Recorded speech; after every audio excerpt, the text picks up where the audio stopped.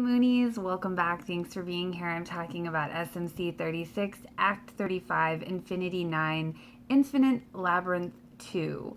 They've kind of picked back up with Mistress 9 kind of absorbing the silver crystal, which we saw at the end of the last episode.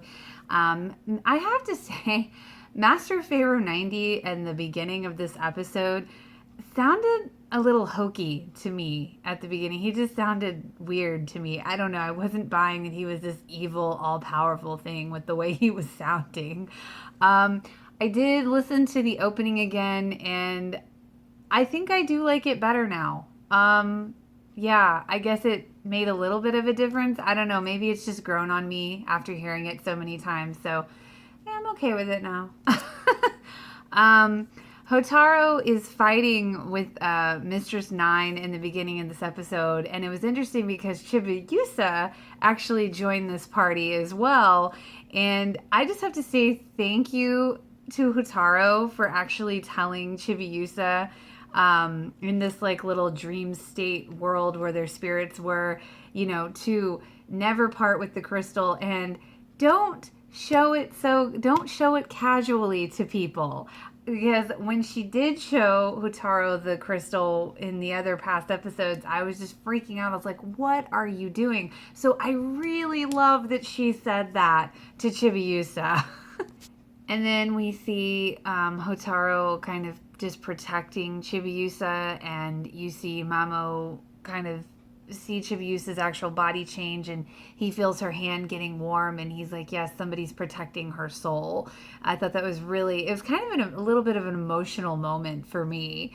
Meanwhile, you see the outer and the inner senshi. They decide to split up. The inner senshi goes off, and then the outer senshi takes Super Sailor Moon with them in this elevator, and they're riding down to the basement. All the while, Dr. Tomo's waiting on them, and he's, in the meantime, remembering when the Deathbusters and Master Pharaoh 90 came down and kind of infected their minds and their bodies with these eggs and everything. And it was just kind of interesting to see everything that kind of happened, I guess, from his perspective.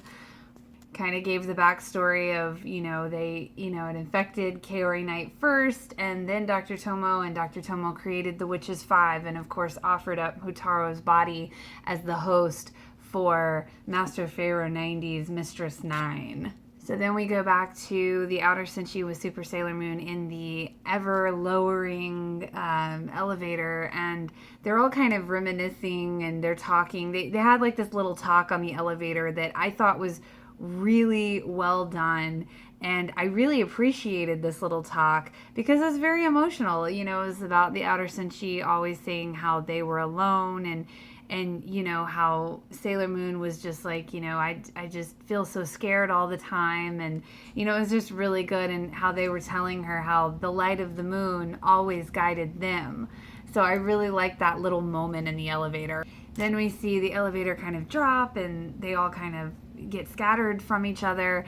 And it was just crazy because I loved this moment because Sailor Moon was alone. And she was feeling alone, and she's calling out everyone's names. And then she gets to Mamo and, Chibiusa, and she's like, I can't ever seem to do anything without you guys. And then she kind of snaps out of it, and she's like, remembers who she is, and she powers herself up, and she pulls her Rainbow Moon Heartache, and then boom, they're all in the elevator again. Because I like that she pulled herself out of it by remembering what the outer senshi had just told her, and the conversation that they had just had about letting the light guide you. And I really liked that moment. I really felt that moment. So they're back in the elevator, and then the doors open, and Dr. Tomo's there with his daemons or whatever, his demons. And they, of course, attack him. And, here comes, we got Kronos Typhoon from Pluto, which I always love to see, and Submarine Reflection. And I'm just sitting here the whole time going, okay, Uranus, anytime now. And then, of course, we did not get world shaking in this episode, and I swear every episode I keep waiting for it to happen, and it just doesn't. So I'm guessing they're saving that for a big moment because she did do her after Tomo decided to go his full on, big bad self.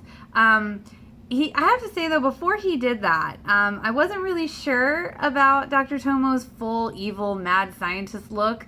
For like a split second when he ripped off his coat, it seemed a little more comical to me than it did kind of dark and serious. And then he kind of turns into this demon thing of his own with he's huge and black with red eyes, and it wasn't really much different from his other ones that he had created. So it was kind of interesting. I wasn't totally feeling how evil he really was to me, but that's just my personal thing. That's just what I got off of that scene. I have to say, Super Sailor Moon was really dodging his attacks really well there for like a few seconds.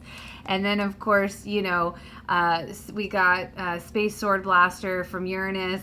But then Super Sailor Moon told her not to do it, because that's Hotaro's dad, and of course in that moment, of hesitation, Uranus gets blasted away by him, gets hit, so to speak. And I guess Uranus being down in that moment, because Neptune was like, Super Sailor Moon, get your rod. And she, she powers up her rod and she, gets Tomo, and Tomo's gone. And in that moment you see Hotaro like, Papa. She feels that he's gone and she sheds a single tear. And I really felt that moment. I really felt bad for Hotaro. I was feeling a little emotional in that moment. I was like, I really did feel that moment. So it translated very well, I thought. But there's no time to really mourn that much because Super Sailor Moon feels something. She feels a presence. The floor starts to crack. And then here comes Pluto performing Garnet Ball to put them in the ball to get them out of the area and get them away from the destruction. Then you see Super Sailor Moon's compact just kind of going crazy. And Super Sailor Moon knows that the inner Senshi above them, because they went to the top floor, is in trouble. And then you just see the inner Senshi get blasted to all hell. And Super Sailor Moon's transformation disappears. And that was a bit of a moment as well. The transformation just dissolving, and Super Sailor Moon is saying that the bond of their hearts has been cut. Oh my God, that was also an emotional moment that we didn't have much time to really think about, because the sky starts going crazy. The outer Senshi and Sailor Moon see Master Pharaoh 90 and Mistress 9 staring at them, and Mistress 9 is looking up at Sailor Moon like sinners, laughing, her sinister laugh. And it's just at the end you see Sailor Moon just say the words Hotaro-chan, looking at Mistress 9, and of course it ends like that. And it's just like, oh, okay. Okay, now we're really getting into it. And next week is going to be just crazy. This was another intense episode. I expect next week to be the same. Next week will be SMC 37, Act 36, Infinity 10, Infinite Upper Atmosphere. So that should definitely be interesting. And I have to just say, once again, I still really, really love the ending song. I know a lot of people are saying it's just fan service or it's funny, but I have to say, now that I know the words to the song, I love it even more. Oh, I love it. It is perfect. I think my favorite lines in the song have got to be, only eternity ties us together.